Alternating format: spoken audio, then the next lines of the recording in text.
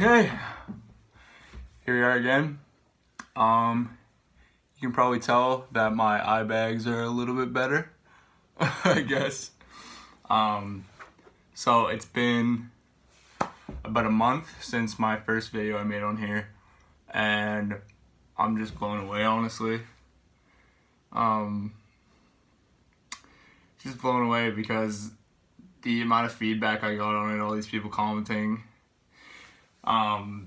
people I know in real life, people I barely know, just like messaging me on Instagram and emails and all this, and most of all, Josh Mason actually wrote back to me, which was pretty crazy.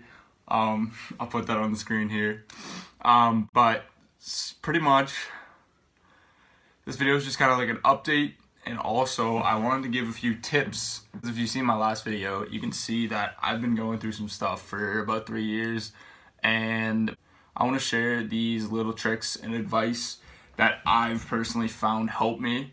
And it really just takes you at a dark spot sometimes. It's not going to fully make you feel absolutely better, for sure, but I mean, it definitely helps, and it's a little boost, and it just gets you through your day a little bit easier. So I've tried so many different supplements. I've tried so many things, little methods, little tricks in my head, but I'm going to tell you 5 things that really have helped me out while going through this just sickness, mental health issues, physical, like distress, all of this stuff. So the first one is just a little life hack. It's really for anybody gets sick. That's something unfortunate that a lot of us go through, especially around the winter months.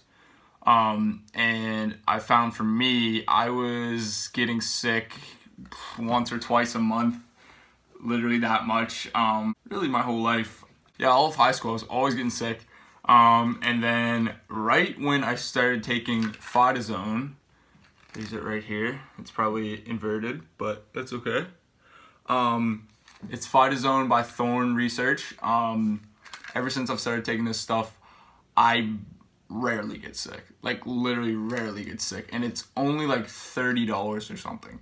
And you get 60 capsules. But yeah, no, Fidazone, it works fucking miracles, I'll be honest with you, because ever since I've been taking it, I rarely get sick, and it's amazing. It's obviously, you don't want to be sick. Being sick is like the shittiest thing in the world, so it's always good to have something that can help you with that. So number 2 is listening to good music. I've always been someone who listens to music. If you see me, 80% of the time I have earbuds in, unless I'm with my friends. Like I always get these things in. These are my Sony little earbuds. But yeah, it's music changed my life, really. I've listened to music when I was depressed. I listened to music at my best times. And really, music is just great for anything.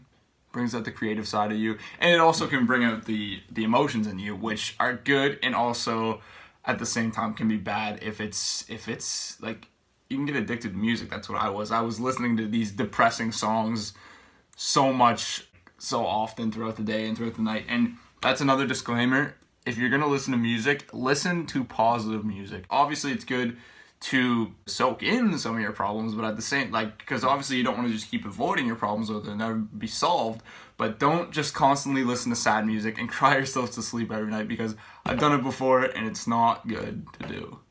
But music can just be such a beneficial thing for your life and for your overall mental and physical health.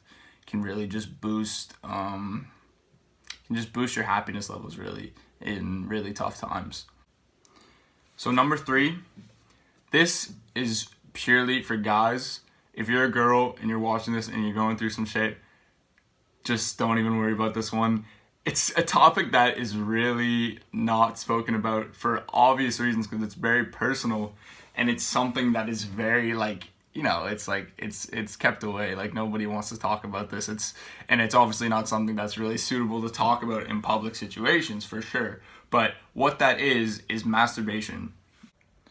Just re-editing this, and I just want to put this in here that masturbation for girls is actually scientifically proven to be very health beneficial. But when it comes to guys, you're pretty much just draining your life force, just, jerking off every day. So yeah, just want to put that in there.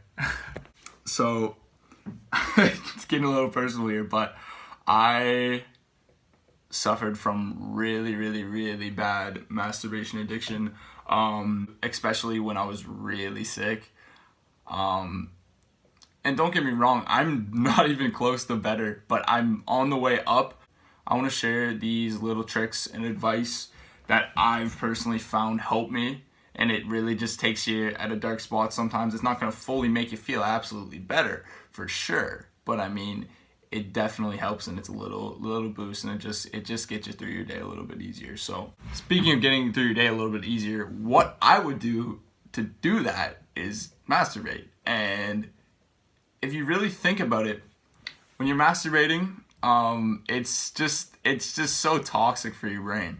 When people masturbate, they usually watch, they watch pornography, and sex is literally the most intimate you can get with a human being. And a lot of people don't seem to realize that.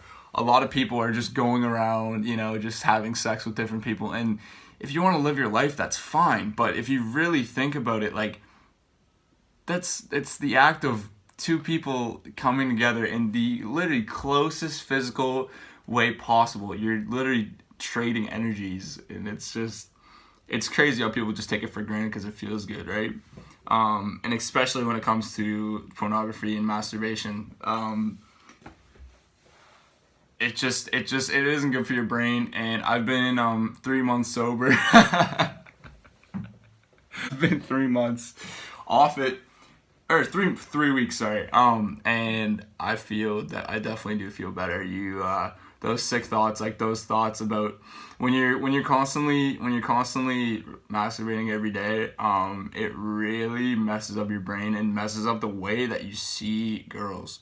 It gets to the point where every attractive girl you see, you just get a sexual thought about them, and it's really messed up, honestly, like, because girls they got a personality. It's not just their body, right?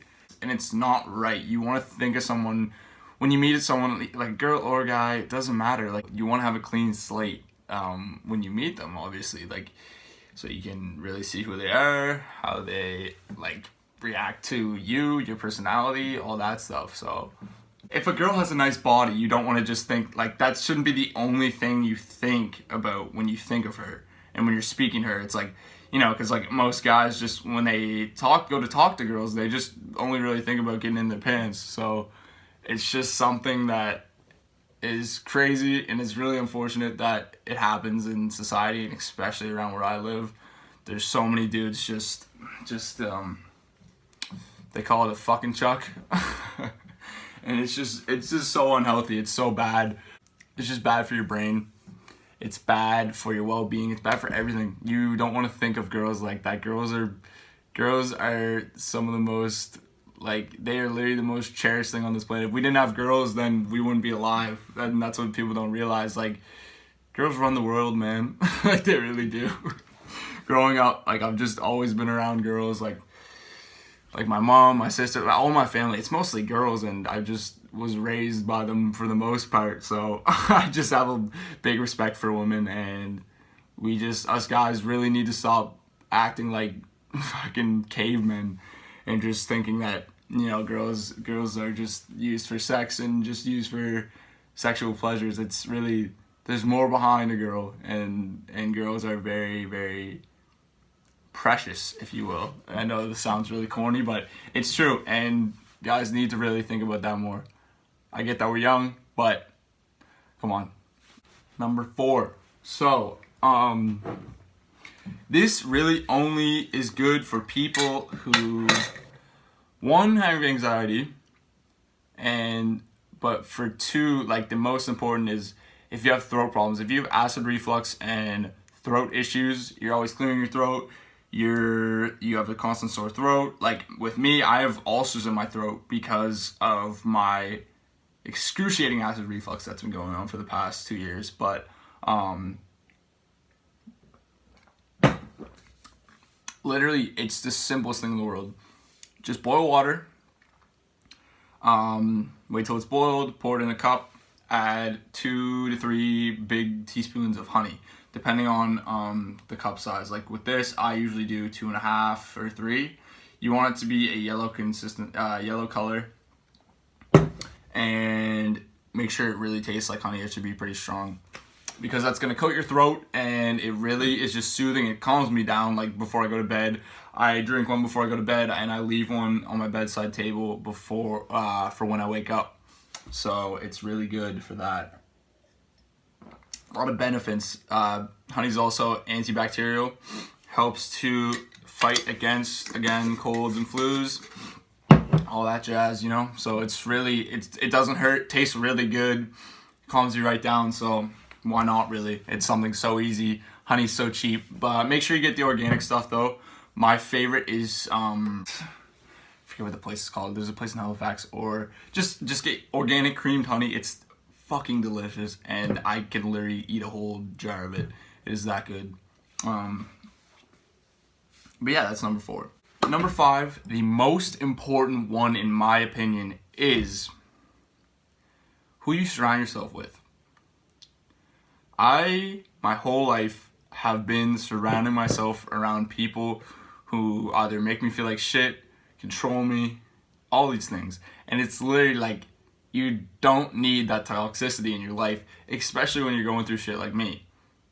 It's a lot more common for mental health issues to happen to people. Like 90% of people go through these issues and nobody even talks about them.